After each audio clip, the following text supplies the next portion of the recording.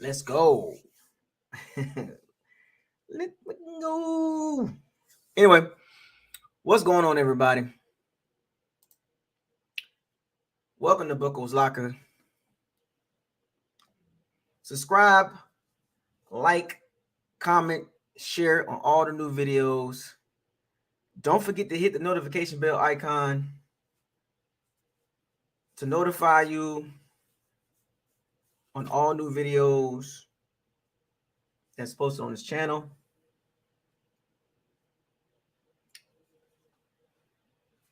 Shouts out to all the Pirates and Sea Bandits. Thank you for joining. I highly appreciate it. We in here.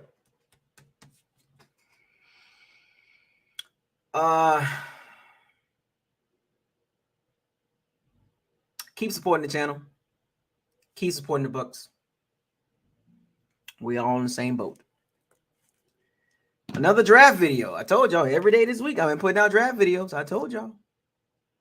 Shout out to Bucks Game 101. Shout out to Perry Mathis. Shout out to Johnny R. Johnson. Long time no see, man. Oh, long time no hear. Haitian Boy 407. Eli Ricky Robeson. What's up, man? You was there yesterday, wasn't you? Mr. Buck, everything. I didn't see you yesterday. I didn't. Maybe it was me. I might have missed you. We got some more draft talk. It ain't gonna stop, folks. Every day.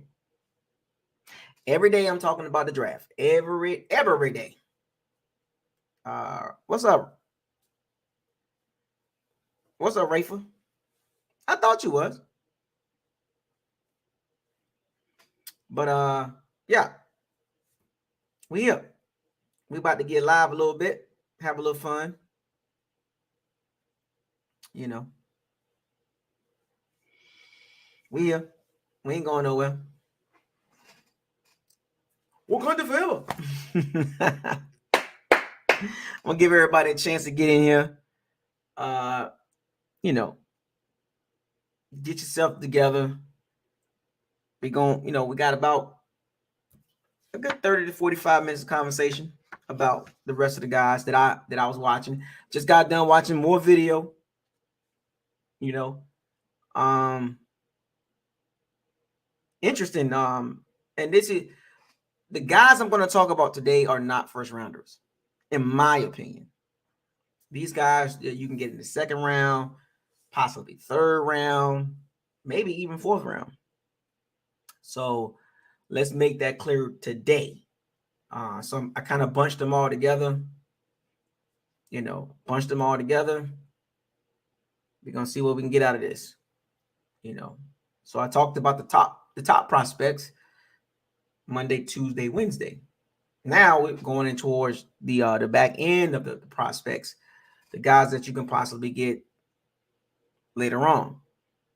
If the Bucks decided to not address the O-line, which will be a risk that they're taking, they need to address that in the first round. I wouldn't want to play around with any picks, no Brian Branch, no B. John Robinson and Jamari Gibbs and all this nonsense, linebacker.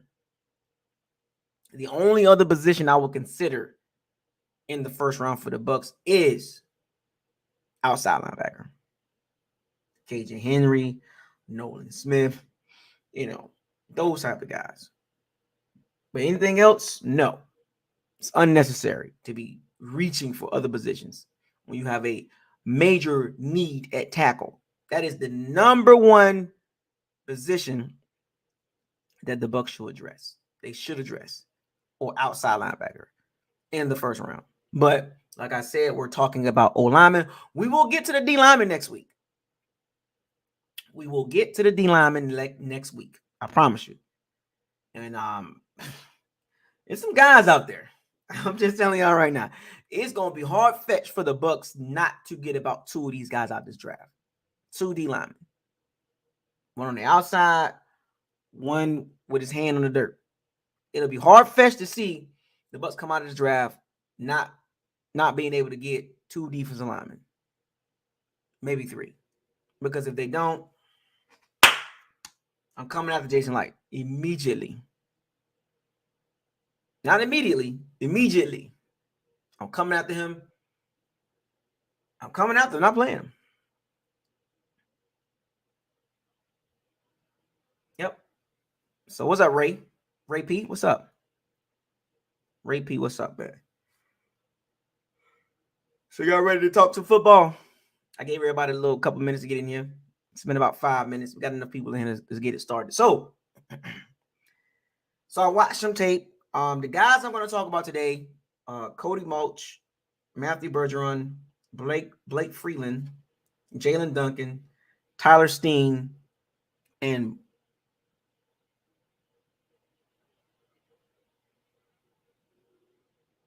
Wanyata Morris. So that's who I'm going to talk about today. Got my cue card, my index card. Yeah, it's first down, man. What up, A-Rod? First down. It's not a game, man. It's always first down. See, the meaning behind first down is when I make a point or when I make a statement, or maybe being funny.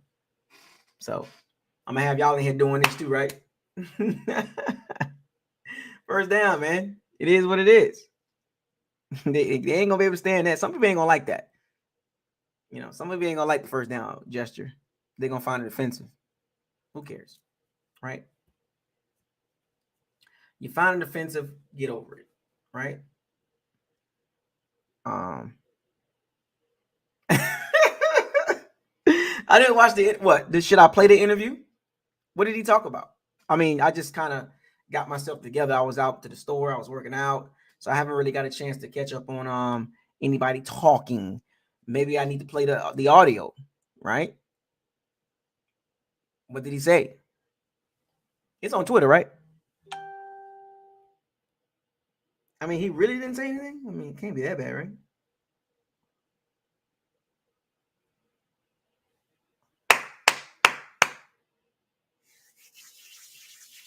So, first person I'm going to talk about is Cody Mauch, right? They got him listed under the tackles. He's been popping up in conversations, draft talk. Personally, I think he'll be better off as a guard. And I'm going to talk about a couple of those guys maybe in this video or tomorrow. We'll see. But he's 6'5", 302 pounds. I'm gonna go through him really quick because I don't see the conversation with him playing tackle. I mean, if there's a time that they need him to play tackle, he can play it. 6'5", 302 pounds, 9 3/4 hands, arms, 32 5/8, wingspan 79 inches, 79 3/4.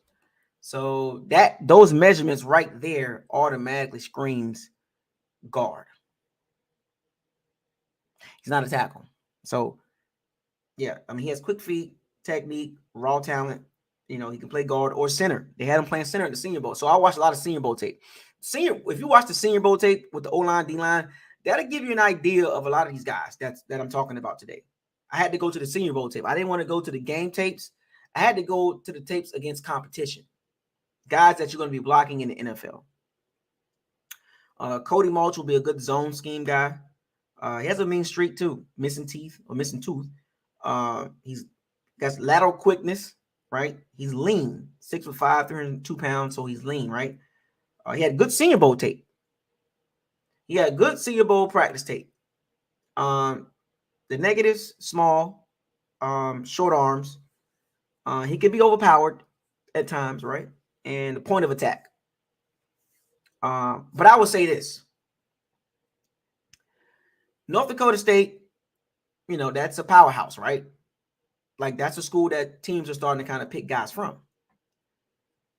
And if I had to compare him to Luke Gedeke, to be honest with you, just based on eye test, hashtag what does my eyes tell you? Hashtag what does your eyes tell you? I think Cody Mauch might be probably better than Luke Gedeke right now. I mean, just watching the tape. I mean, he held his own at the Senior Bowl. I would say this. He probably got a higher and just based on eye test, he has a higher ceiling than Luke Gedeke. Luke Gedeke looked overwhelmed. Cody Mauch against NFL D linemen that he's going to be blocking looked fine. I'm just telling y'all what I saw at Senior Bowl. I'm just saying. And looking at Luke Gedeke, he's a jag.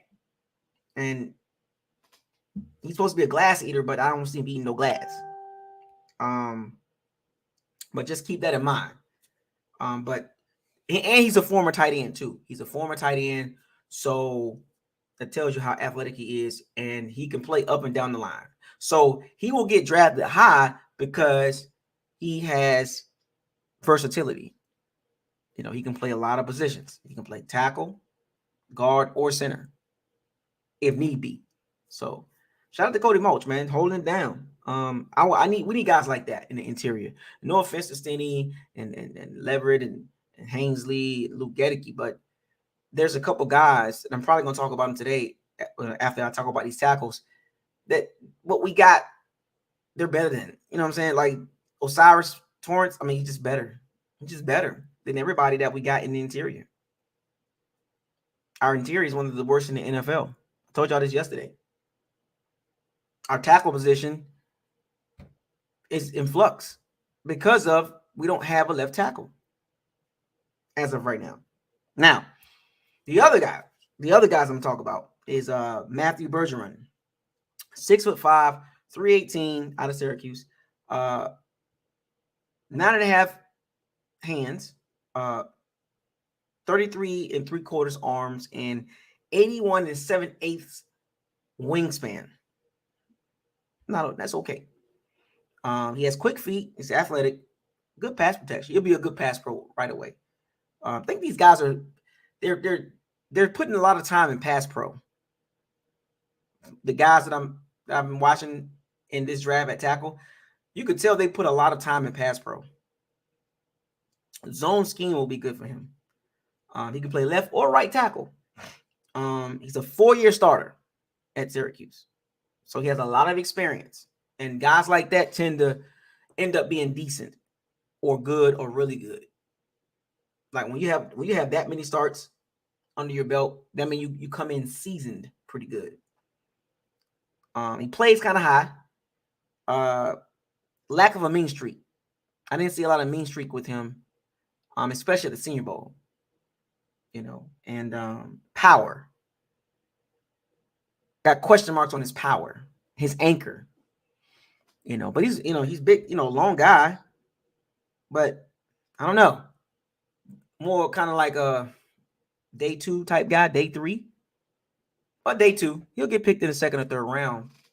But if the Bucs were to not address the tackle position in the first round, maybe they can reach in the second round and get one at 50, possibly if need be. But Matthew Bergeron, he did okay at the Senior Bowl. I didn't like his pad level, and he kind of reached out a lot. And you can't do that against powerful guys that's coming at you full speed downhill. So that's just technique. All these guys can work on their technique. But Matthew Bergeron is a guy that you might want to watch if the Bucs don't pick up a tackle in the first round. Next tackle is I'm going through this, folks. Blake Freeland.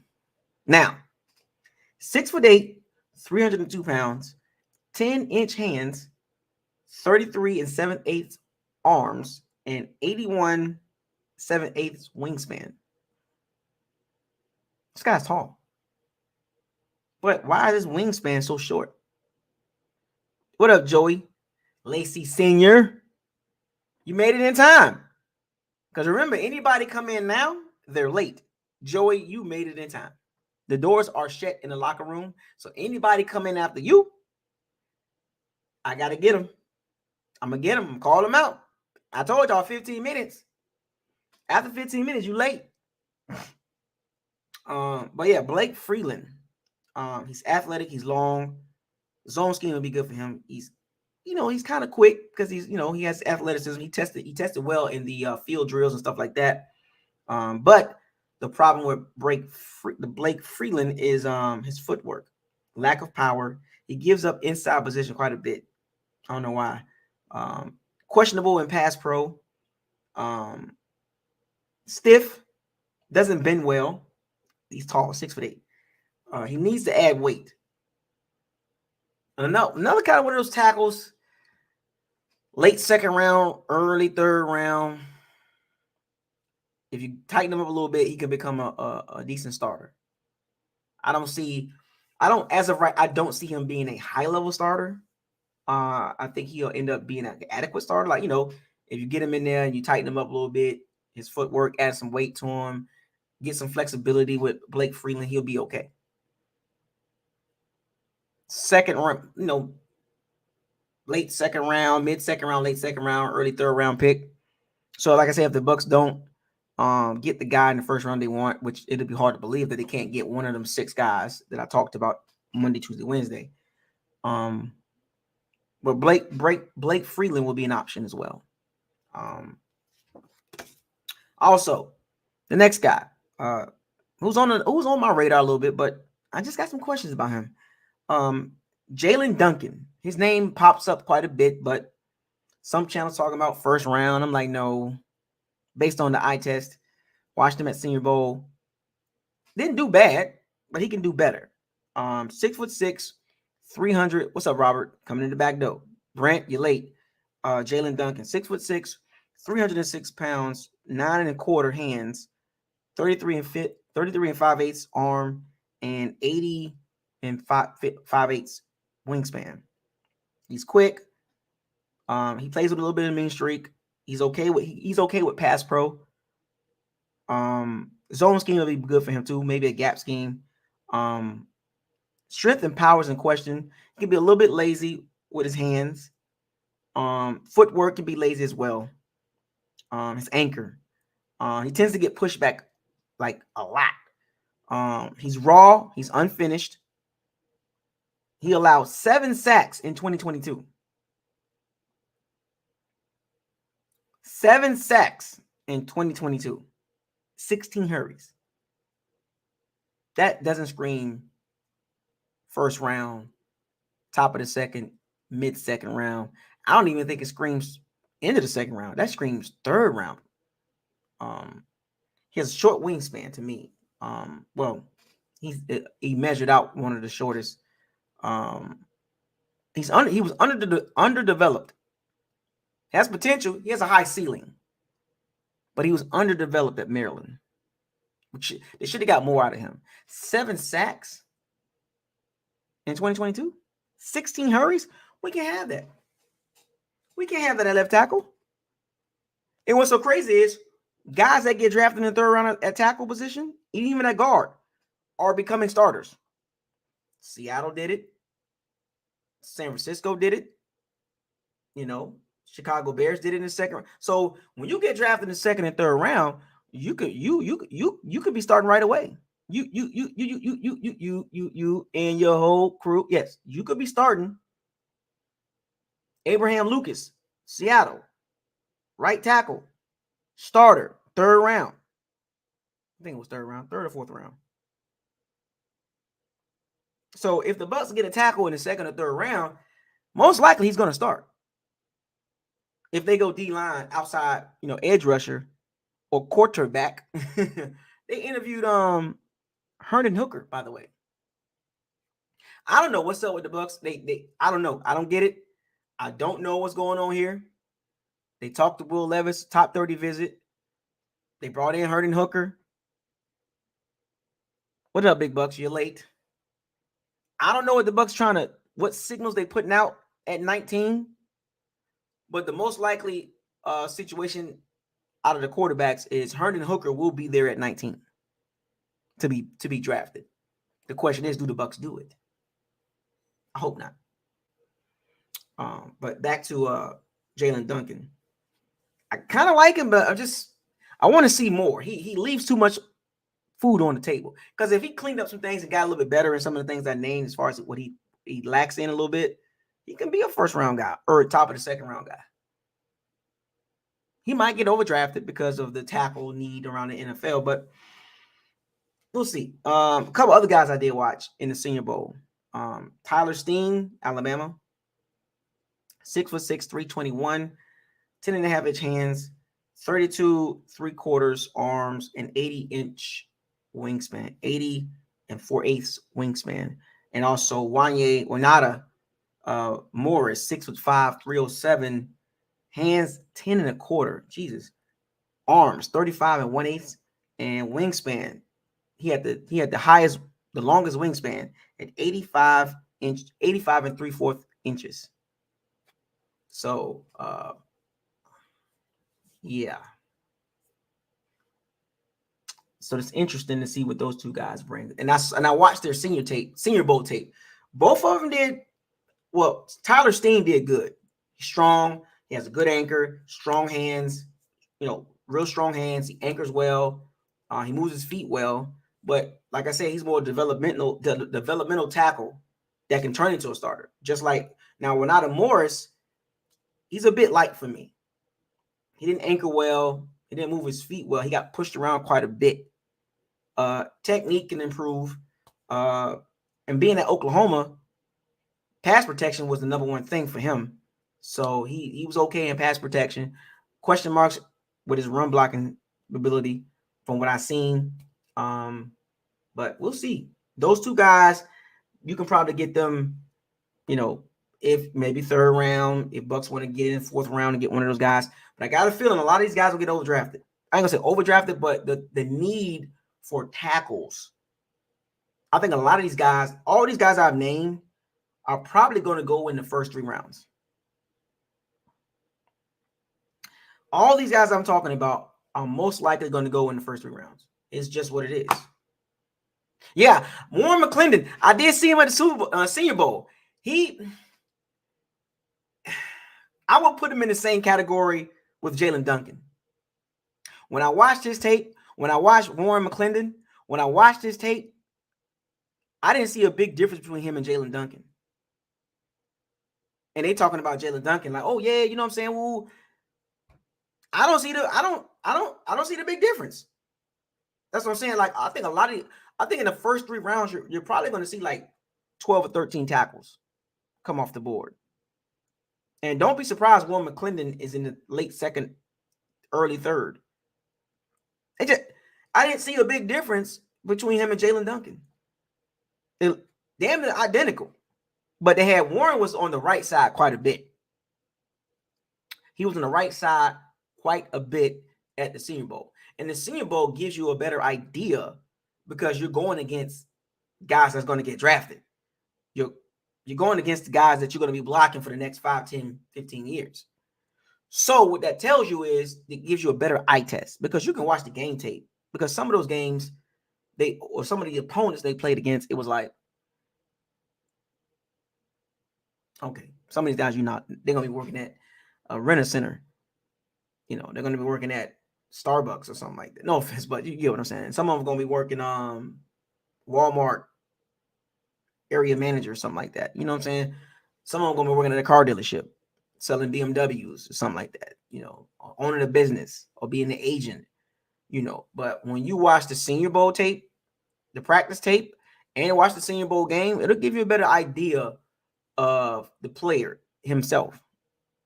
Because everybody out there is grinding and giving it their best. So I did like Warren McClendon. I did like him. I'm glad you brought that up. Matter of fact, what was his measurements too? I want to see his measurements. His measurements was 6'4", 306 pounds.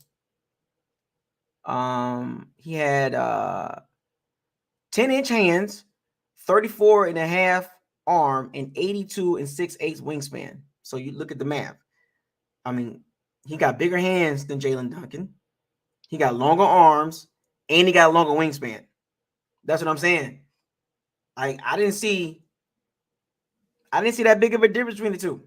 I think I'm just saying the only reason why Jalen Duncan is hyped up because scouts kind of like, oh yeah, he got the look, but I'm telling you, Warren McClendon. I'm gonna throw it out there. I saw him at the Senior Bowl. I like what I saw in him. So, and then there was a couple other guys that popped up at the Senior Bowl that I was looking at, but I didn't really too much. I didn't put a lot of stock into it. But these are late round guys. Who was the guy? Nick Saladirvi from ODU. Asim Richards, Carter Warren. Didn't too much like what I saw with those guys. They got pushed around quite a bit, which was a shame, but they got pushed around quite a bit. But yeah, so those are the tackles that I looked at. I talked about basically about 15 guys. And I didn't talk about Peter Storinsky. I don't think the Bucs is going to get that guy. I don't think he's going to fall to 19. That's why I didn't talk about him. He's very technical, Northwestern. He played behind Rashawn Slater. Short though, he's most likely going to be a guard. That's why I didn't too much talk about him. He's like Cody Mauch, 6'4". He's 313. His wingspan is 79 and 4/8, which is in the 3 percentile. Very short arms. Hands are big, but more than likely he's going to be a guard. So that's why I didn't talk about Peter Stoinski. Yeah, so he can play left tackle, but he's just short arms. So that's why I didn't talk about him. So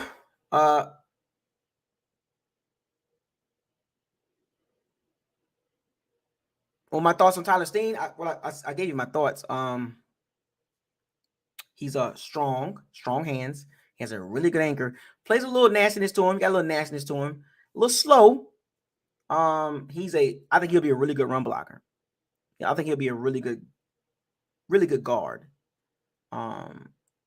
Pass pro, I don't know. Not too, but he'll be a good power. He'll be good for a gap or power scheme. Right? Tyler Steen. So Mr. Smitty, what up, man? King Cook, you are late.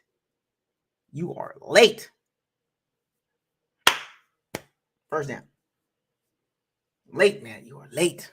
Can't have that. Mr. Smitty, King Cook, you are late.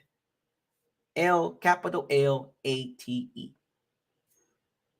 But yeah, so I talked about, let me see, 1, 2, 3, 4, 5, 6. So what, 13, 14 tackles?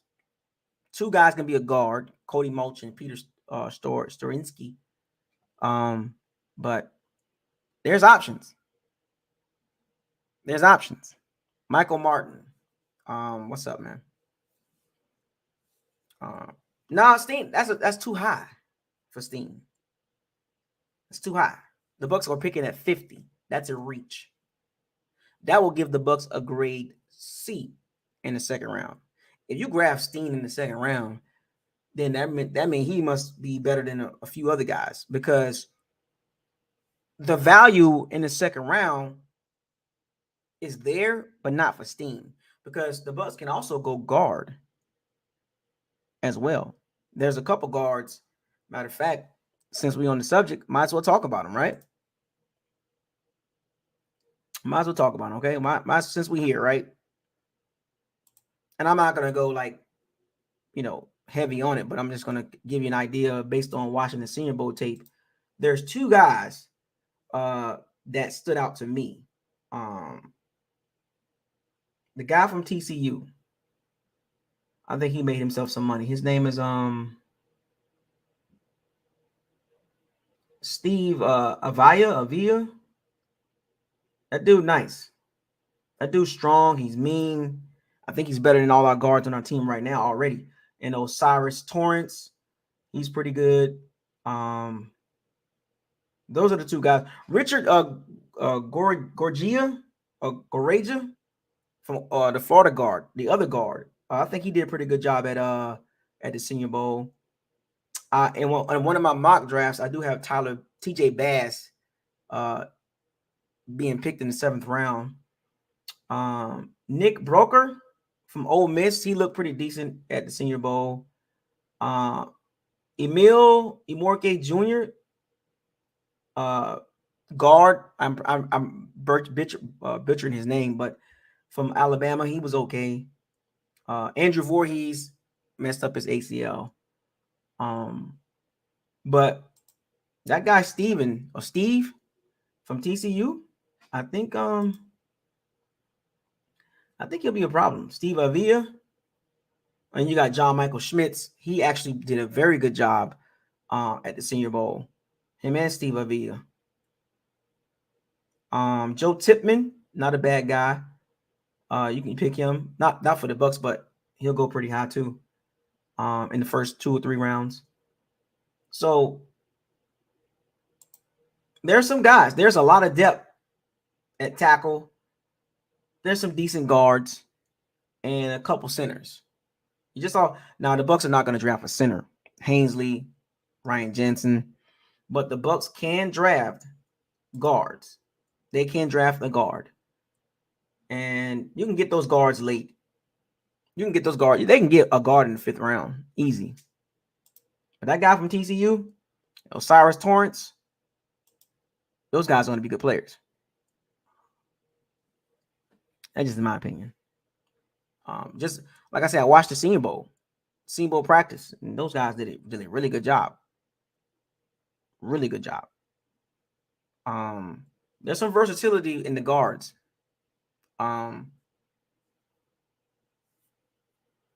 Keen Cook, come on, man. Not late steal, cool, but I don't think he's going to be available that late. We got 1st, 2nd, 3rd, and we got 2 5th round picks. So what do you mean late steal? He'll probably go in the 2nd round. No later than the 3rd round. So, I mean, I don't know what you mean late, as in like 4th, 5th round, 6th round, 7th round late. And I don't think Herndon Hooker's going to be there in the 3rd round or mid-3rd round by the time we pick. Because if he's there in the mid-3rd round, what do you do? Right? So, I'm just saying. But if the Bucks want to go guard, they can. I don't think they're going to do that. But I like I said, I named a couple guys in the interior. I named 2 of them that are better than what the Bucks got. Osiris Torrance and Steve Avia are much better than what the Bucks got on the roster currently. So if you draft one of those guys, instant starters. There is no ifs, ands, or buts. If you draft Osiris Torrance, he's better than Luke Gedeke. He's better than Aaron Stinney. He's better than Nick Leverett. He's better than Robert Hainsley. Immediate starter. Even do Steven Avia from TCU. Immediate starter. And you improve your run game right away. First down. 32nd in the NFL, you draft a powerful guard that can move people. Your running game is going to get better. That's how it works. You want to run the ball because at some point, the Bucks are going to have to draft some interior guys. Or just one. None of these guys are long-term. I mean, Luke Gedeke got a 4-year contract, but he on year 2 now. Aaron Stinney was undrafted. Nick Leverett, where did he come from? Right? You get what I'm saying? Robert Hainsley was 3rd round. I'm just helping y'all out, man. First down. Just saying. But guards are not always the sexy pick. You know, guards are not always a sexy pick.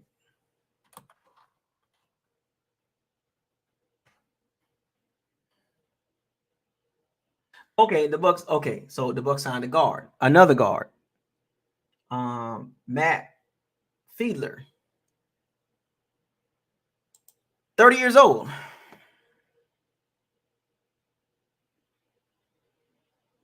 One-year deal. He was released by the Chargers. It would have been an $8.5 million cap hit. Now he comes to Tampa to a one-year deal to compete for one of the team's opening guard positions. So that looks like more of a right guard situation. I think he's gonna play right guard. He's going to compete. Well, that tells you the Bucks got. I'm just telling y'all, man. Both guard positions are open up. They're both open they're up for grabs. The Bucks have two unsettled positions, or three unsettled positions on the O-line: left tackle, left guard, right guard. I'm just saying. Matt Fiedler was signed to a one-year deal. He was a starter. He spent the last 2 years starting for the Chargers. He was a starter. So he brings a lot of experience. More experience than Luke Gedeke, Nick Leverett, Aaron Stinney, Hainsley, 30 years old. One-year deal. So now, with that being said, the guard position in the draft, I don't think the Bucks are going to touch it. There's no need for me to talk about the draft. I mean, the guards. There's no need for me to. They got 5 guys in the interior. Matt Freeland, Stinney, Luke Gedeke, Leverett, Hainsley. And if you want to throw in Ryan Jansen, so they got 6 guys in the interior. There's no need for me to talk about guards or centers. So I'm not going to talk about it. No Osiris, no Steve Avila, no Andrew Voorhees. We got enough. So that just kind of gives you a better idea of where the Bucks is going to go. Left tackle. Told y'all. Or outside linebacker. Yeah. You know what, too? You know what's so crazy? That the fact that they saying the guard positions are open. That's a red mark on Luke Gedeke.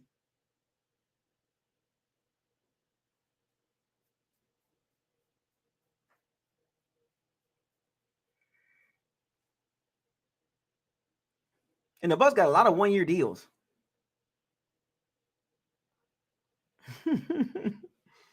I'm just saying, man. That tells you more about Luke Gedeke. You bringing in a whole other guy?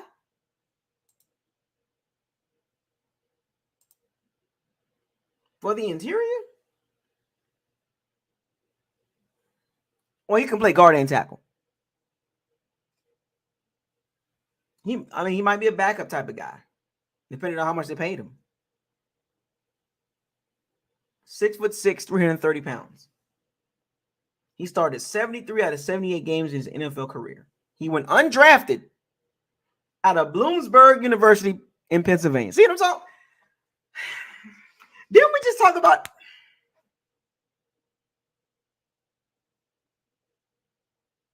Didn't we just talk about this?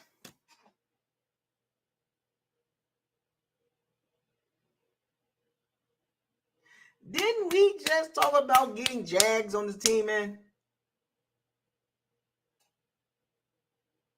Rosewood University. Bloomsburg University. What is the infatuation?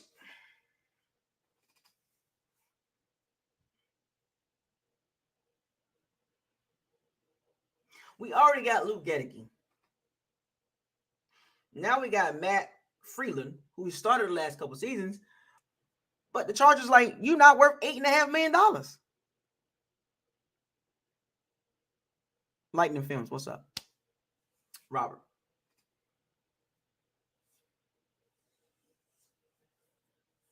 I'm just saying. So he has versatility, but the guard position is still up for grabs. So what does that say about Luke Gedeke? Jason Light, what does that say about Luke Gedeke? Your second round pick was terrible.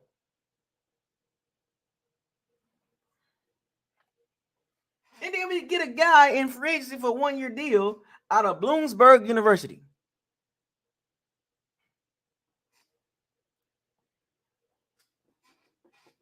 Look, this might sound crazy, but I've seen somebody say it, but I'm going to kind of piggyback on that.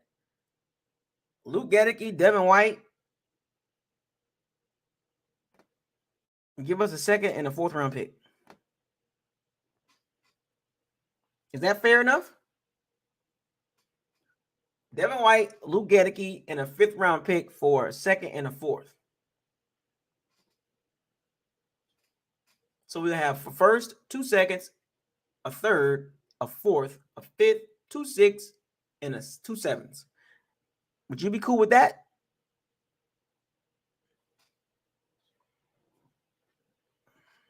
I'm just saying, man, because this ain't a good sign for Luke Gedeke, man. This pick is looking more awful every day, along with the Cal Trask.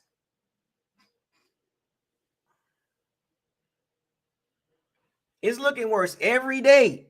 The Luke Gedeke and the Cal Trask, every day that passed, it's looking much worse. 2 second-round picks that Jason Light most likely missed on. Let's keep it real.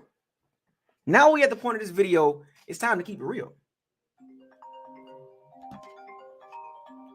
It's time to keep it real. We're at the segment right now of this locker room talk. It's time to keep it real. Every day that passed, that Luke Gedeke and Cal Trask second-round picks that could have been starters, impact players, missed. Sierra missed. 10s, 9s, 8s. Stuff like look like a continue screen. The if factor. If the Bucs was to draft correctly, they wouldn't be in this situation. If they would have hit on the quarterback in the draft or did it the right way, they wouldn't be in this situation. If they wouldn't have put $130 or $50 million in future money to win a Super Bowl and get dusted last year in the playoffs, we wouldn't be in this situation. I'm just saying. That pick, both of those picks are looking worse every day because you're not hearing any really good out of those situations. Because if the Bucs believed in Luke Gedeke, they wouldn't be doing all this. They wouldn't be bringing in a guy from Stay Classy Los Angeles Chargers. If they believe in Cal Trask, they wouldn't have brought in Baker Mayfield. They would have brought in Jacoby Brissett, a good mentor. They did trade away Shaq Mason because he cost too much money. So now the Bucs got a bunch of 1-year deals on this team. So I'm very curious next year when they have all this money. Are the Bucs are they going to be a free agent destination? Are we going to get big names to sign with Tampa with no elite quarterback? Because let's be real. The O-line is going to determine how good the quarterback is.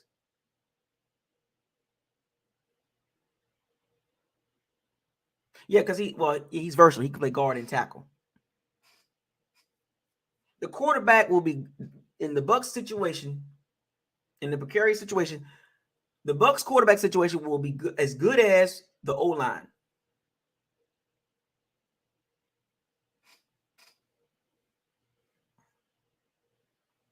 Because I think at this point, we know what Baker Mayfield is. Major question marks with Kyle Trask.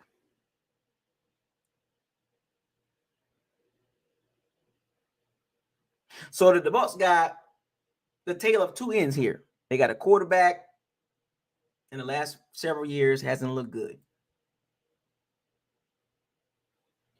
And on the other end, you got a second round pick that has yet to really impress anybody.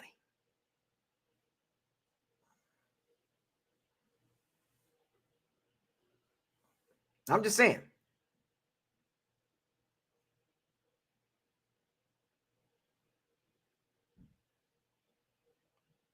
I'm just saying. The Bucs got to get the O-line situation fixed.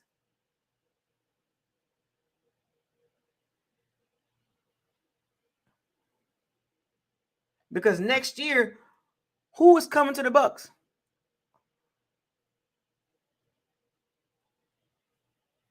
What big name free agent coming to the Bucs? So the Bucs, these next two drafts, they have no choice but to build through the draft. They have no choice. There's no shortcut. They're gonna be in for some dark times if they don't get it right, especially on the O line and D line for the 1,000th time.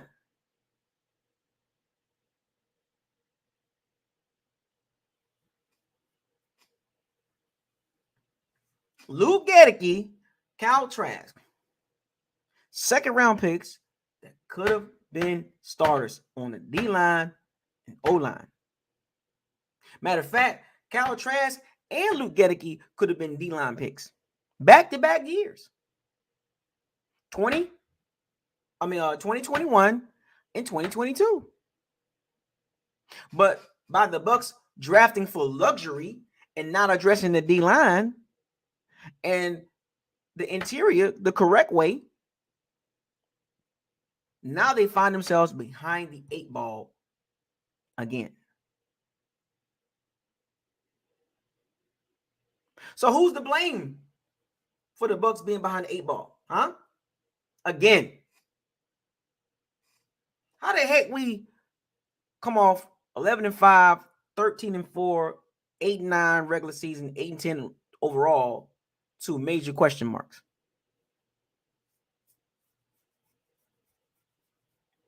How the heck we got major question marks? And we've been the Bucs 32-18 the last 3 years. What team is 32-18 or has a winning percentage over 500 that has major question marks? You would think that coming off the season, the Bucs have all they gotta do is tighten this up. We good to go. We'll turn that 8-9 into a 10-7, 11-6, 12-5. But yet, what simulator or what pre-2023 season website, reporter, analyst, NFL talking head, who has the Bucs in tier 1, tier 2, tier 3 of teams? I saw a graph today. They had the Bucs at tier 5.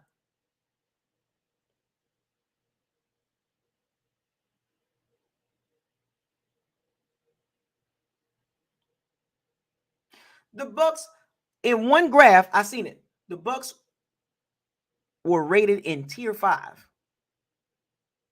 this coming season. How in the world?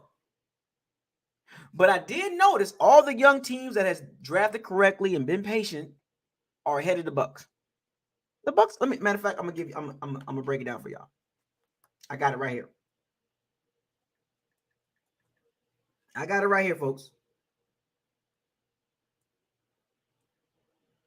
So all sports culture, NFL team tier list. Tier 1, Chiefs, Eagles, San Francisco. Tier 2, Bengals, Buffalo, Miami, Dallas, and New York Jets. So let me stop right there. Out of those 8 teams, who can the Bucs beat in that group?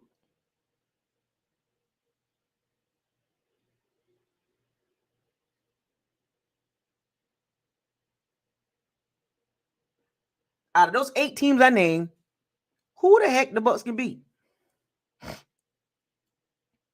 Kansas City, Eagles, San Francisco, Bengals, Buffalo, Miami, Dallas, and New York Jets. The closest team that we can probably beat is the Jets. That's the closest out of those 8 teams. So that's 1 in 7. 1 out of 7 we can beat. Shall I keep going? Tier 3. Detroit, San Diego, Los Angeles Chargers, Jacksonville Jaguars, New York Giants, Minnesota Vikings, Baltimore Ravens, Denver Broncos.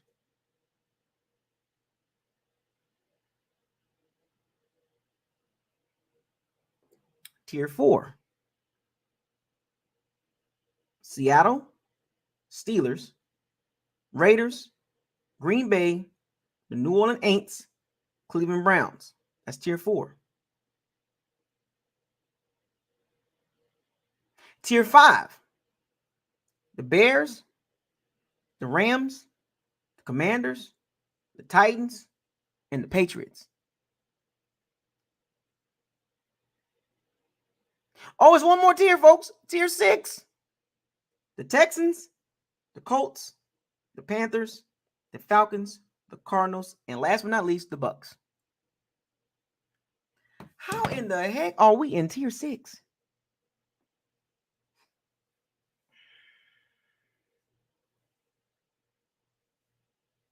I can understand tier 4, but they got us in tier 6.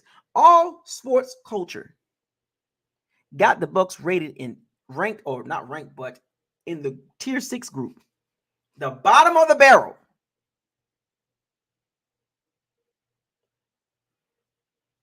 I don't agree with that. I don't think we at the bottom of the barrel. There are 6 tiers, and they got the Bucs at number 6, tier 6. Last but not least, tier 6, they got the Bucs with the Texans, the Colts, the Panthers, the Falcons, the Cardinals, and the Bucs are right there. You heard me? You heard me?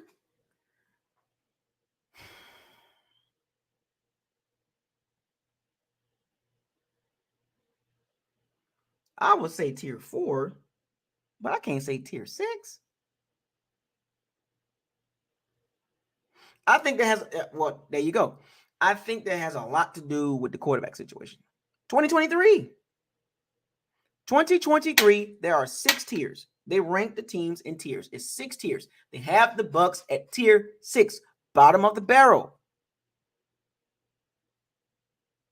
I think that has a lot to do with the quarterback situation. This is what I was trying to tell y'all about the Baker Mayfield, Kyle Trask situation. You can make yourself believe it's going to be all right. No, it won't. Nobody's stupid. But I wouldn't put the Bucs at tier 6. In my honest opinion.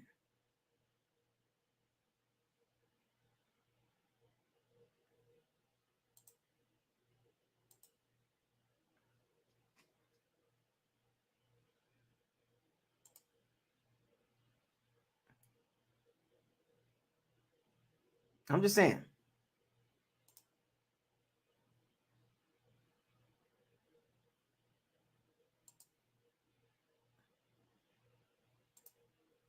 I'm just saying.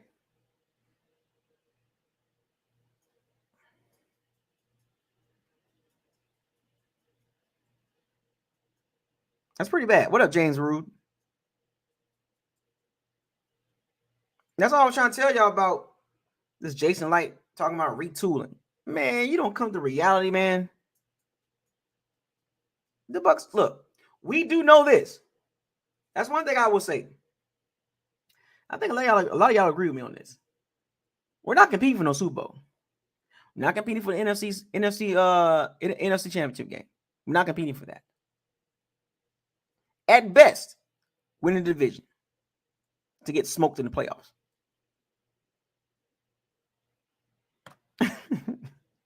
What you think we're gonna go through the playoffs with Cal Trask and Baker Mayfield and do some damage? Come on, man.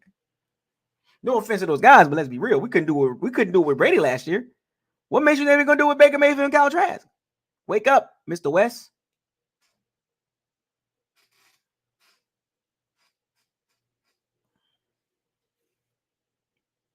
James, you're late. Yeah, you're late, James. James, you're late.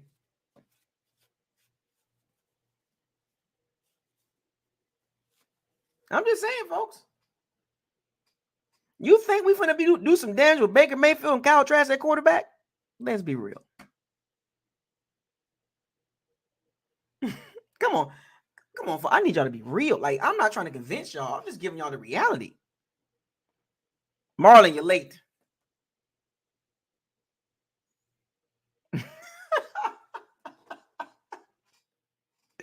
Folks, it's bad.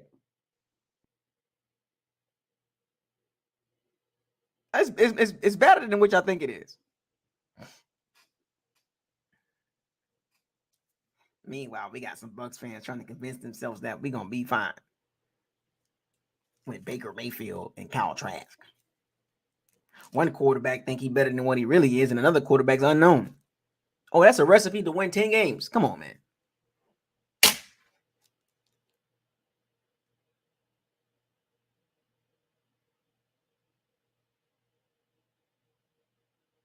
They got the Bucs at tier 6, man. You know what's so crazy? When I went on Twitter just to read some conversations and stuff like that, wait, nobody ain't really talking about us. We are so far from the conversation now. We're irrelevant now. We are irrelevant for the first time in 3 years. We are officially nobody cares.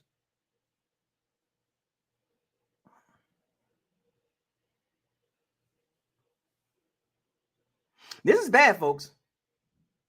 And I'm not trying to be the Debbie Downer. I'm just giving you the reality of the situation. If you look at it from a football perspective, unless the Bucs have an all-world draft, this is not finna be one of those seasons that you think we're finna win 10, 11, 12 games. It's not happening.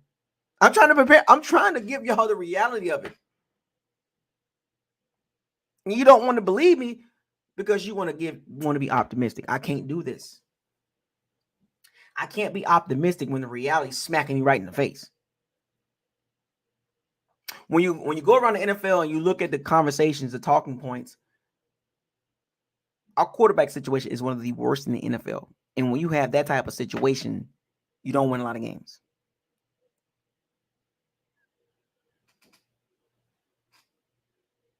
Devin White want to be traded.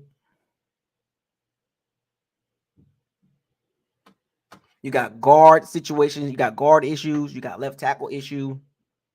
Running back situation, not great. Tight end situation, not great. Outside pass rusher situation, not great. Oh, yeah, did I mention Devin White wants to be traded? He wants the bag. Shaq Barrett coming off an ACL injury. Ryan Jansen, major knee injury. Didn't look good in the playoff game. Probably shouldn't have played. The only bright spots that we do have, to be honest with you, is Evans, Godwin, Tristan Wirfs, Antoine Winfield Jr., Carlton Davis, Jamel Dean, Levante David, Vita Vea. Vita. We ain't got a lot of bright spots on our team, folks.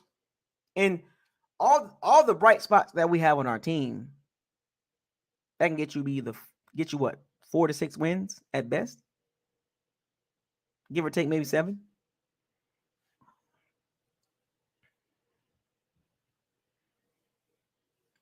If I had to ask you guys, give me an emoji con of the Bucs situation, where it stands today, with the Devin White situation, left tackle situation, the guard situation, the running back situation, the tight end situation, the quarterback situation, the head coach situation, the OC situation.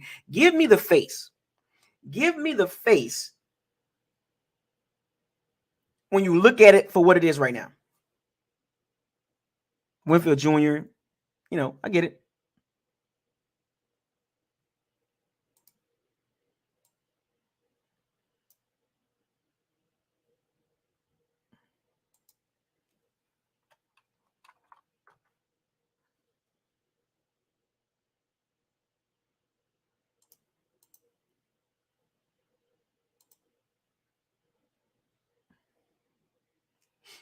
Give me the emoji con face when you look at the Bucs situation for what it is right now. Question marks all over the team. Is there any real hope to win the division and make some noise in the playoffs with Baker Mayfield and Kyle Trask? I want y'all to be honest. I mean, don't have me. I don't want to convince anybody to say anything negative. Say what you need to say about the team. I'm just saying.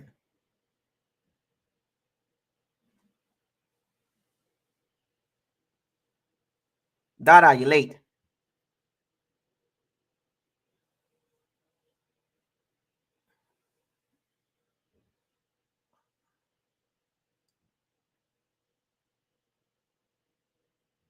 I'm just saying.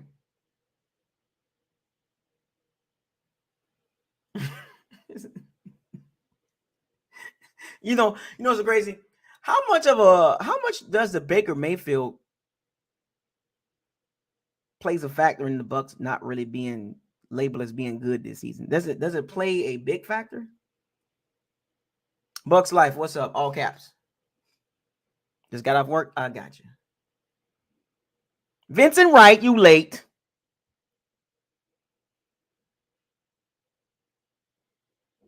You're late.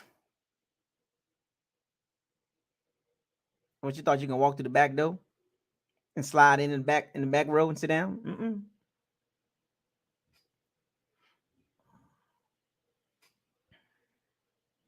Look, I'm not saying the Bucs gonna be terrible. But I'm telling you right now, they darn sure not gonna be a top tier team. I'm gonna tell you that right now. Let's make that clear. Over here, I'm gonna keep it real. The Bucs are not finna be a top tier team with the current situation. Unless probability versus possibility.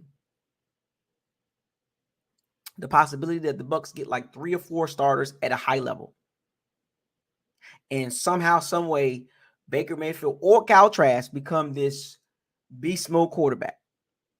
Or if not beast mode, some Brock Purdy type stuff. And we don't have any injuries. The run game dramatically improves. The left tackle situation solidified by a draft pick in the first round. You see how many things I gotta add on for this Bucs team to be really, really, really, really like that.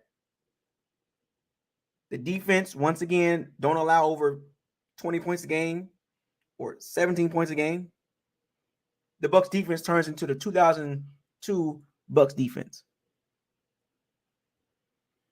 All-time great defense. Don't give up 18 points a game, and the offense just clicking. Rachaad White beasting, the rookie running back Chase Edmonds, or if the Bucs do drive a rookie running back, the run game goes from 32nd to 12th. The passing game is, top 15. Todd Bowles makes the correct decisions. Jason Light makes the correct draft picks, and we get 3 or 4 high-level starters. Dave Canales just comes in and just blows everybody away with the play calling. Regardless of who the quarterback is. And we have no injuries. It's going to take all that just for the Bucs to win 9 games. I'm just giving y'all the honest truth. You can't have no subpar draft And you can't have subpar head coaching decisions. And you can't have a subpar GM making draft picks Eckert's college. It's too many question marks.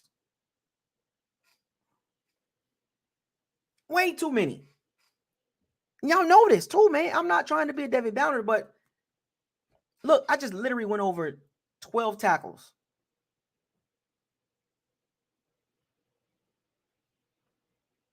You better hope we get one of them top six guys. And on top of that, he comes in and be just as impactful as Tristan Wirfs. Oh, the next mock draft is April 26th, the day before the real draft. And I hope y'all got y'all popcorn ready. Your pizza, your cinnamon sticks, your cinnamon roll, whatever the case may be. Because I'm telling you right now, I'm going to be tuned in, and it's going to be live.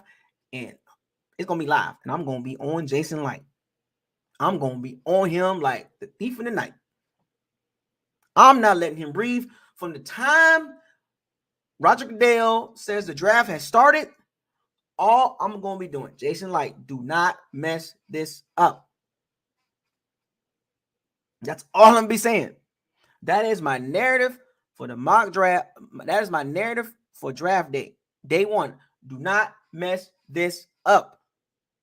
I am going to be on him like flies on boo-boo. For every pick before 19, I'm going to look at Jason Light. I'm going to be looking. I'm going to break the fourth wall. You know, when you're shooting, when you filming the video, you know, and you in acting mode, right? And then you look at the camera. I'm going to break the fourth wall.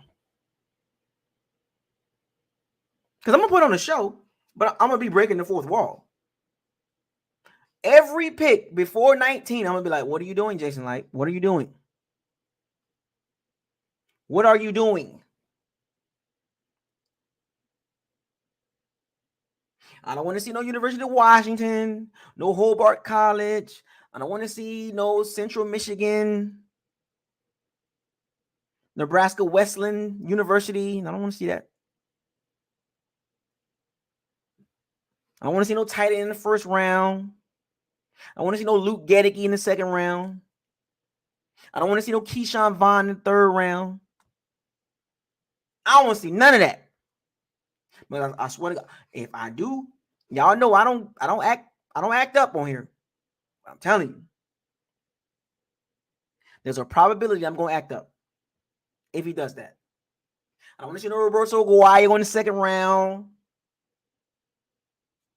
I don't want to see no Cal Trask in the second round.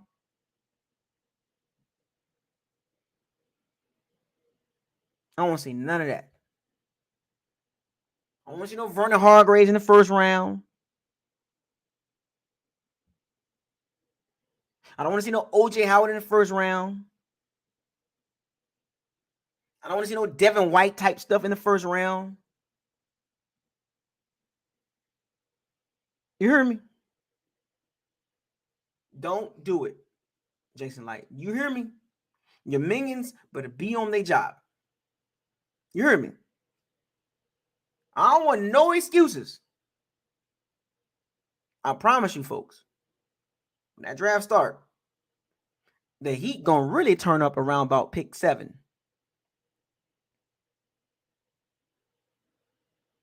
The Heat gonna really turn up about pick 7.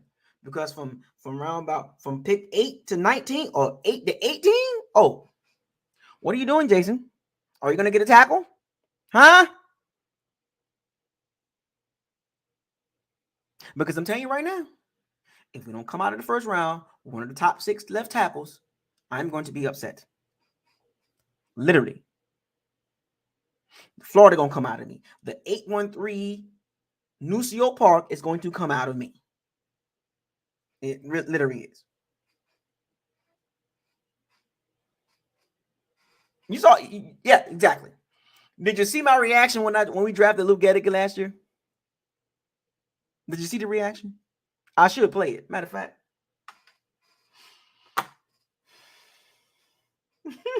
I'm glad you brought that up.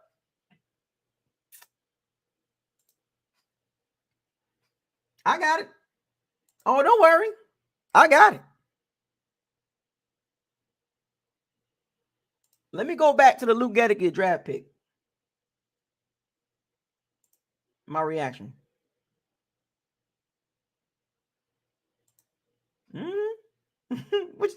what you think I forgot? I'm gonna play it for y'all too. I gotta play it for y'all.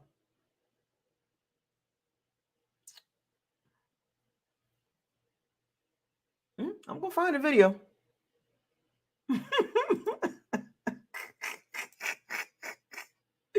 I gotta play it, man.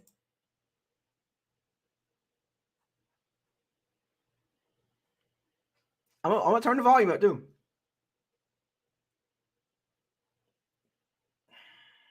My goodness, bro. I'm glad you brought this up. It was a 6-hour video. I had loaded nachos. I did.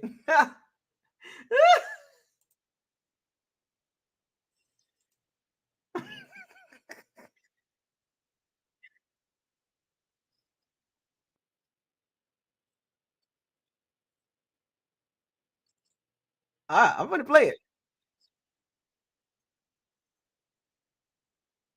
I'm playing it right now.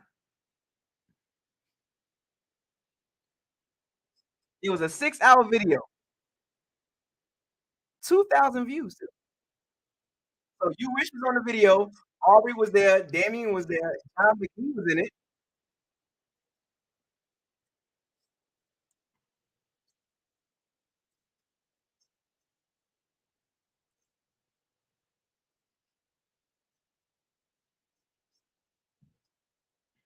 I should have timestamped this.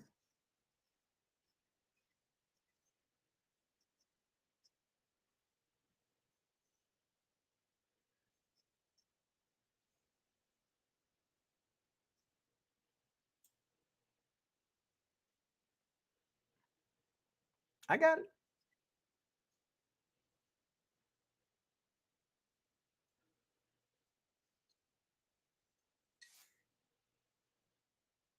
I gotta find it. I'm gonna find it. What happened to Corey from Nashville? Where's Corey from Nashville?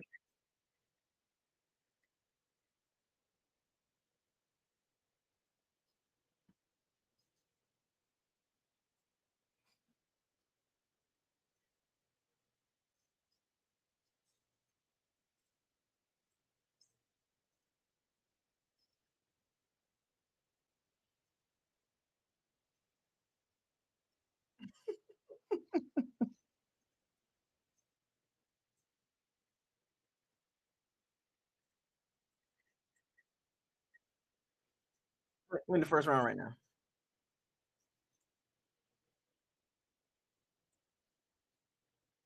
Wait a minute. So that was day two. So I might have to go back and that was, that was the first round. Day two. It was a day two pick. My bad. I'm sorry. I was watching the first round.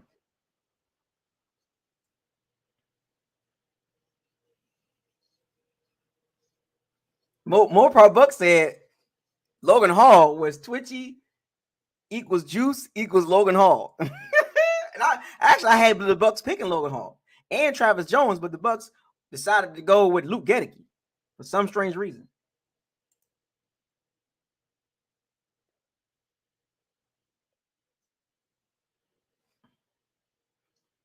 Tony Lee said Travis Jones was falling.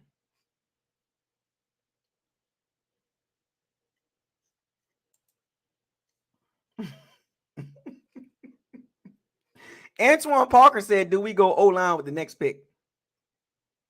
I had loaded nachos, by the way. Here we go.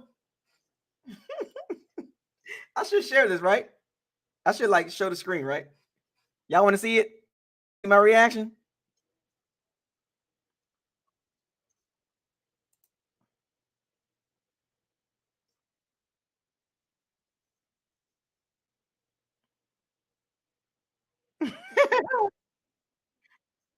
I'm gonna show it.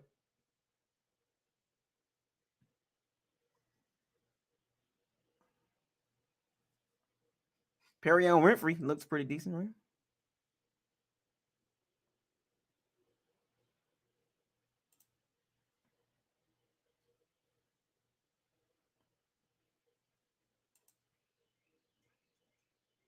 Here we go. Hold on, I'm gonna show it. I gotta show you my reaction to Luke Gedeke.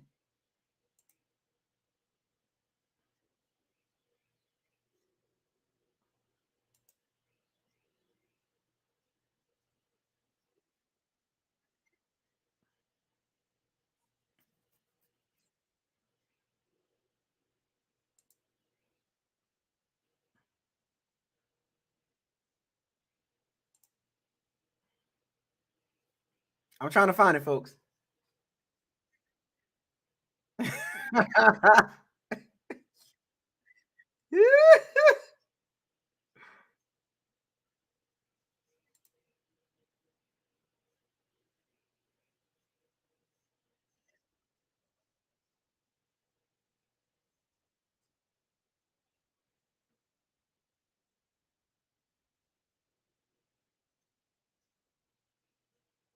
So King Cook said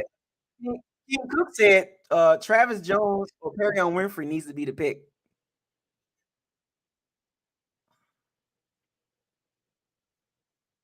First down. I said first down.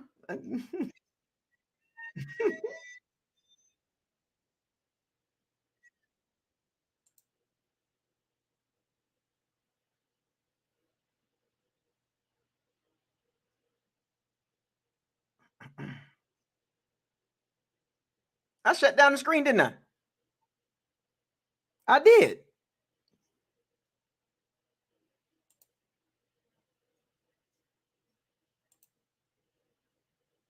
I shut down the screen, man.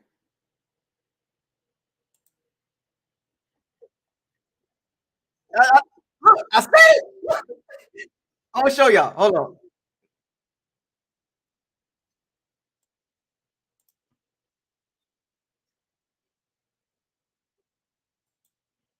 Get your guy. I'm just saying they got the pick of the litter right here. They can get into Kobe Dean, Travis Jones, Perrion Winfrey. I'm just saying. Don't get mad at me. I literally said it. Look, man, don't get mad at me. Kobe Dean was there, Travis Jones, Perrion Winfrey. I'm just saying, straight up. I'm just saying, don't get mad at me. No, it's right not there. Me. I'm not doing nothing.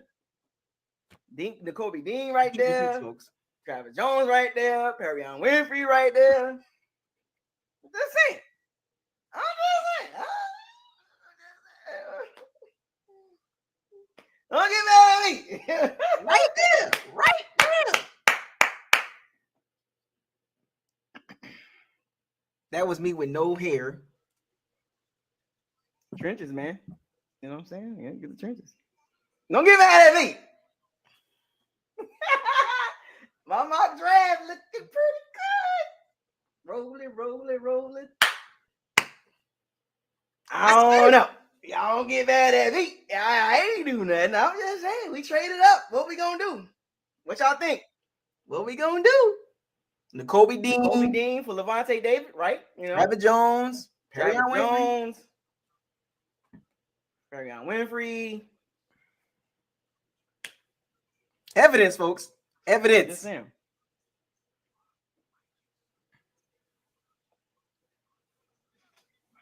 Can't make this up, man. Trade it up, baby.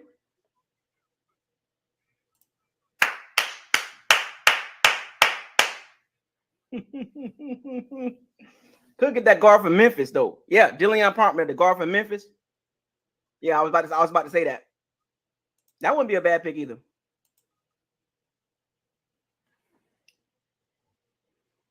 But whoever they draft right here is a starter.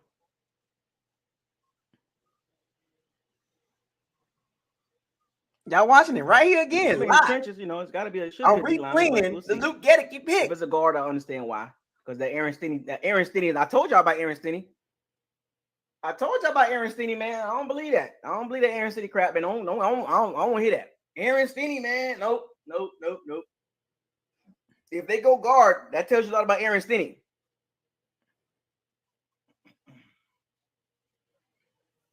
Aaron Stinney this, Aaron Stinney that. Nah, man. Nah.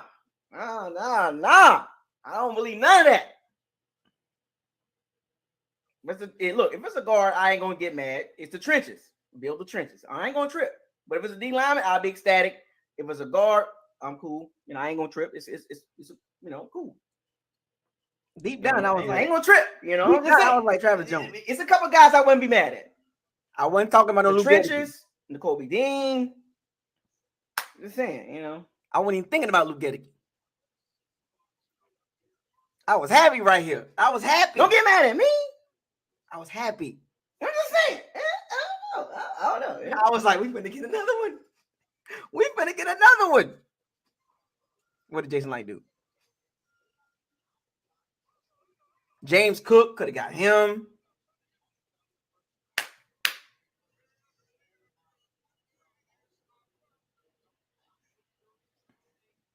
Y'all get to see the replay of this.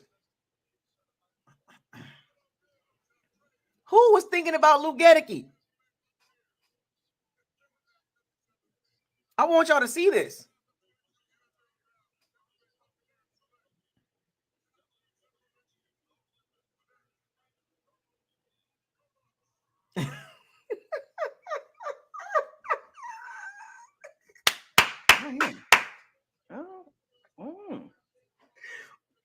Why him? What? What we doing? Like what?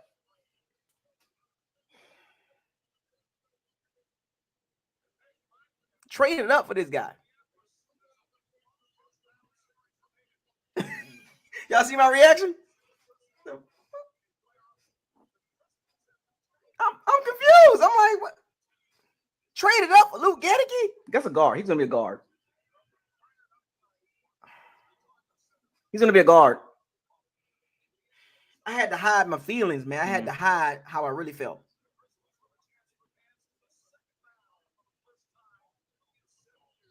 Overdrafted. Literally told y'all. Overdrafted. He'll be a guard though. There was better players on the board. Better players on the board. Better players on the board.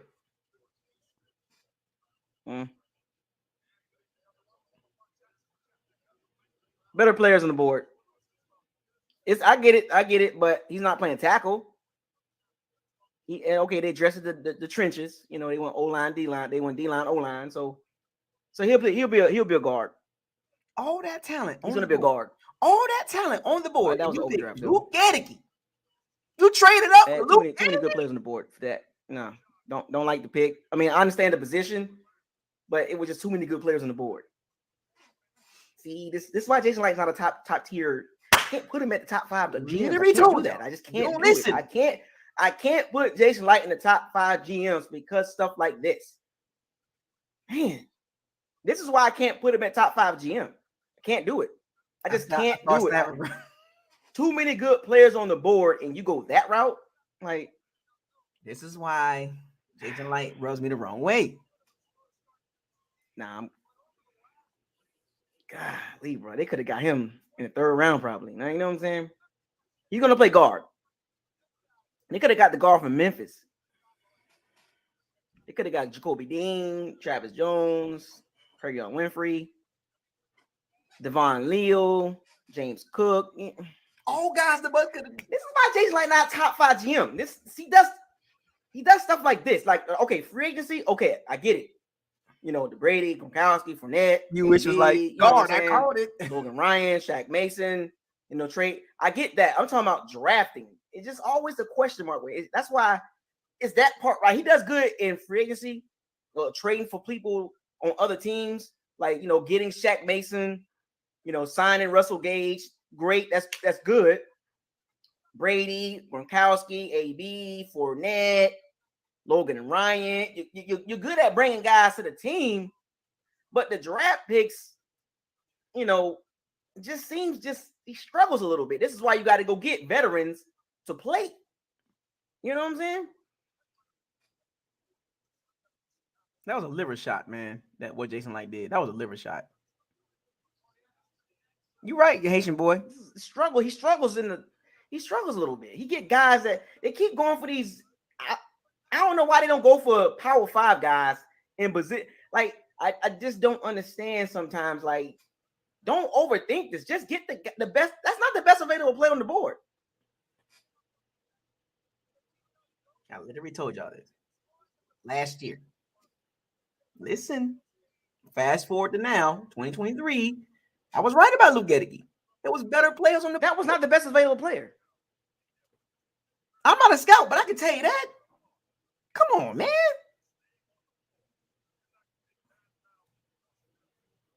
He's gonna play guard, but that was not the best available player on the board. That there were clearly better players on the board.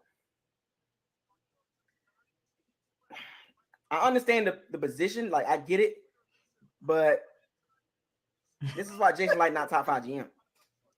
That's why. That's why I was trying to tell y'all, and y'all get mad at me when I say top 5, top 10. That's why me and Jason Light, the relationship that I have with Jason Light is not the best. It's okay at best. But when he does stuff like this, he misses on guys that literally you should have picked. He's done this multiple times, and this is why he's not top 5 GM. You could have got that guy later. You don't reach for guys a tackle. You don't need to trade up the draft, and you could have got him. You could have got him where you was at. They traded like somebody. They traded like they heard somebody was going to get him. You do better than that, man. It was too many good players on the board. This is why he's not a top 5 GM. You can't convince me he's top 5 GM. Nope. You're not going to convince me Jason Light top 5 GM based on picking up free agents and trading for players. I'm talking about draft picks, not top 5, not even close. He's a wishy-washy, too wishy-washy. Could have got Ed Ingram. Could have got an SEC guard. You picked that guy. Moved up 3 spots to pick Luke Gedeke. Like that was over. Like teams was trying to get Luke Gedeke. I understand the position. Don't get me wrong. I understand draft the trenches, but there were better guards out there. You don't reach for a guy. Come on. He played tackle. You're clearly going to move him to the guard. I'm not. See, the Bucks draft. He wasn't even. You're right. Give it a C+. You're right. Haitian boy 407. He wasn't even in the top 50 B- C+ position. Just not. I understand the pick, but not the player. Not with that. This kind of remind me of Roberto Aguayo pick. You reach for a guy that you shouldn't have reached for, and Jason Light has a tendency to do that. You know, you don't need to overdraft. Just get the best available. The best available player right there. The trenches. D-line right there. You production. Bergeron Winfrey, Travis Jones right there, and you draft a tackle from the map. What you gonna move? You gonna move him to the go? All right, man. I'm out, man. I'm gone, man. Hey, look.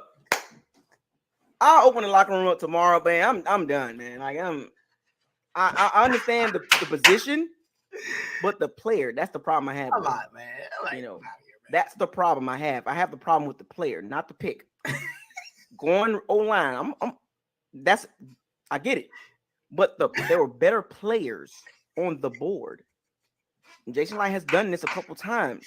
He has a track record of passing up better talent. He's done this 2nd, 3rd round, 4th round. He has a habit of doing this. I don't understand.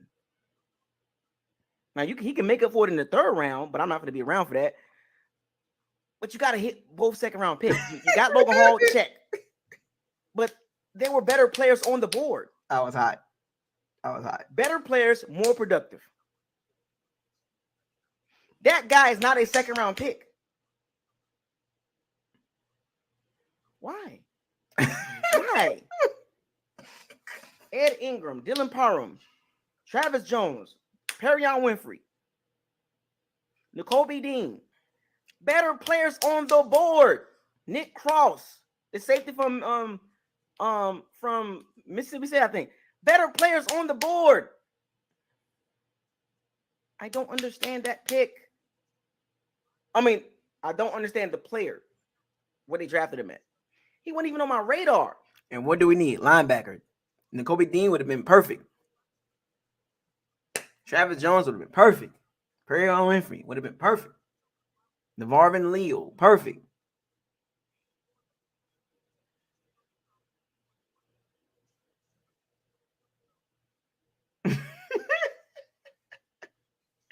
Bruh. And fast forward a year later, he'll be a guard. What do we still got questions? He'll be a guard. Guard.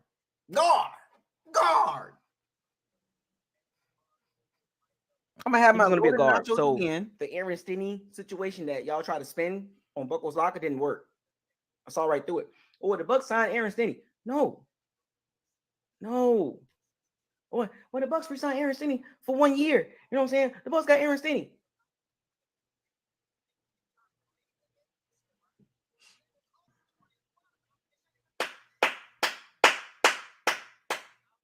I got so many receipts I can go back and just bring it up. Oh, but the Bucks got the Bucks. The Bucks signed, re-signed Aaron Stinney.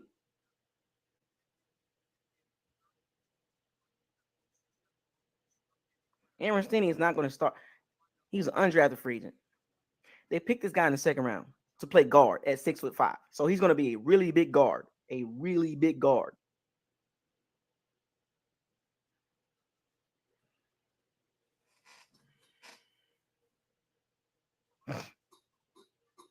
A really big guard. Aquila Megalodon tried to spin it. I'm saying. He's got to play. He's got to play. You can't pick him right there. He don't play. Because if you pick him right there and he don't play, then that's a waste of picking. You trying to win right now. And what happened during the season? They had to set him down. Wasn't on my radar. There were better players. I look. Well, let's make this clear. You can't spin that on me. I don't know. No, I ain't no justification there. You can't justify the pick. I mean, the player. I understand the position of. I understand the position.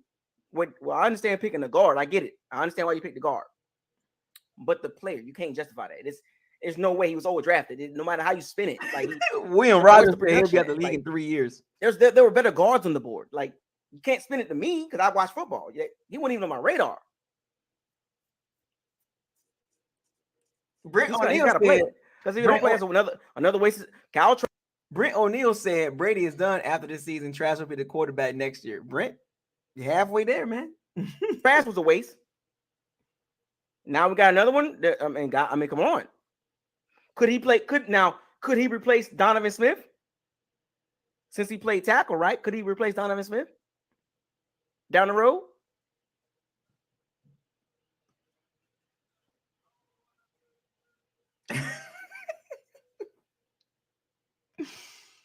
God, could he replace Donovan Smith down the road? Oh, that's got to be a pick for the future at tackle. Man. God, Travis Jones and Bergeron Winfrey right there. Kobe Dean right there. Nope. Let's get a tackle. I get it. The trenches. I get it. I like the idea. Trenches. Build the trenches. I get it. But him? You can't never have too many pass rushers, man. Because think about it. If he don't start, then what? So we got to draft a second round tackle / guard that's not going to play this year. He's not. So what if he don't beat out Aaron Stinney, the undrafted free agent? What if he don't beat out Aaron Stinney? What does that say? Where's Aquila Megalodon? You try to justify that crap. Last year draft class didn't do anything outside of Joe Tryon. This year draft class, what? Logan Hall is the only one probably so far that's going to do anything. Like, come on, man. And Jason, like, you can't get in my top 5 GM until you get right in the draft. Oh, forgot about Robert Hainsley. Robert Hainsley didn't do nothing last year either. Anyway, man, I'm out, man. Look, shouts out to all the Pirates and Sea Bandits. It is what it is. Build the trenches, though, right? That's just the wrong player. And the wrong player, I understand the pick. I like the trenches pick, but they could have got a better guard to me from what I seen.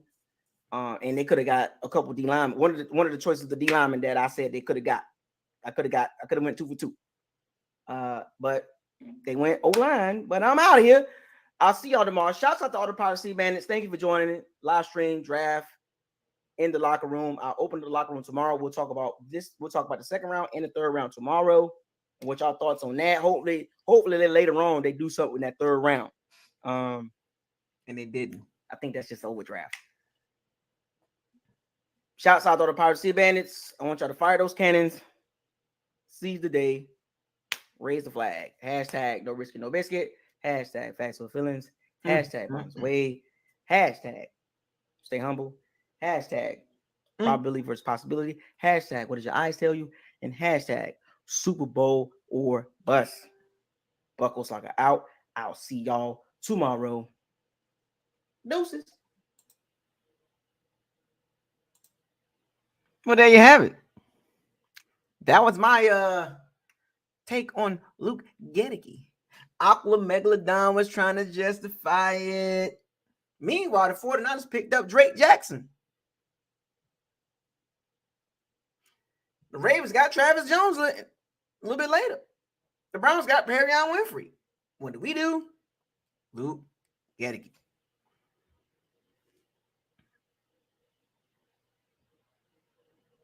Aqua Megalodon tried to justify it. I haven't seen him in a while. This would have been a great time for him to show up. Receipts, I'm telling you. I'm going to start doing this, folks. You wish was right, though. Smith might get cut after this year because he didn't want to restructure his contract. So you wish you did get that right. The Bucs said, you know what? We out. Well, they didn't just cut him because he didn't want to restructure his contract. He just wasn't good enough. Where is Corey from Nashville?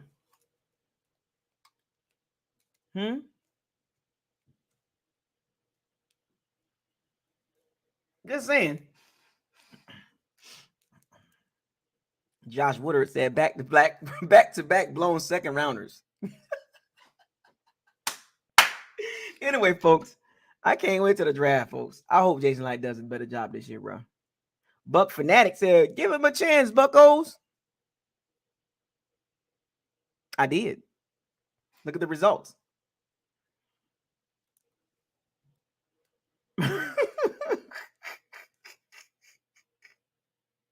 Make the obvious, exactly, Jay Ellis. Make the obvious choice, bro. Don't overthink the damn thing. Get the guy that's right there with the production, man. Cut the crap trying to be the smartest GM in the room. You're not. You're nowhere near that. You don't have the credibility to be picking like that anymore. But anyway, shouts out to all the Powers and Sea Bandits. Thank you for joining another episode of Locker Room Talk. We talked about the guards. We talked about the tackles. We talked about Cody Mauch, Matthew Bergeron, Blake Freeland. Cody Mauch is a guard, pretty much. We talked about Jalen Duncan, Tyler Steen, Wanyana Morris, Wayne McClendon. So the Bucs got the pick of their litter, man. If they want to get the right tackle, you got to give him in the first round. I know. You remember Corey from Nashville, right? Yeah. No line. Oh, line's gonna be good. O-line. Oh. Y'all remember Corey from Nashville? He was the Bucs O-line is fine. Y'all remember that? I haven't seen Corey from Nashville in how long? He showed up a little bit last season, but he ain't showed up that much. But he sure thought that O-line was gonna be like that. Capping. I'm just messing with you, Corey, but you sure was trying to pull a fast one on us over here in the locker room, talking about that O-line. There's nothing wrong with it. It's not that bad and all that. No, it was terrible. Do not let me have to find a video on you, Corey. You better find your way here to justify the Bucs O-line. Find your way to the locker room, Corey from Nashville, because you got some explaining to do about the Bucs O-line, and you wish you do. You got some explaining to do about Luke Gedeke. Now that we revisited this video, explain yourself. You wish. Explain yourself. I'm just messing with y'all. Fire those cannons. Seize the day. Raise a flag. Hashtag no more Jags. Hashtag life after Brady. Hashtag build the trenches. Hashtag stay humble. Hashtag facts over feelings. Hashtag probability versus possibility. Hashtag what did your eyes tell you? Hashtag walk the plank. Hashtag fire the cannons. Hashtag why? Hashtag what is this? Luke Gedeke? What is this? No more Luke Gedeke and Keyshawn Vaughn and Cal Trask and Roberto. None of that. No more of that this draft. Jason Light, hashtag do not mess this up. Hashtag bust.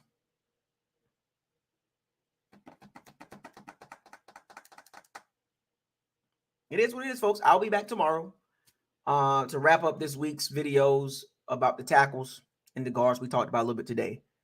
And then next week is going to be on to the D-line. I'll see y'all tomorrow. Bucos log out.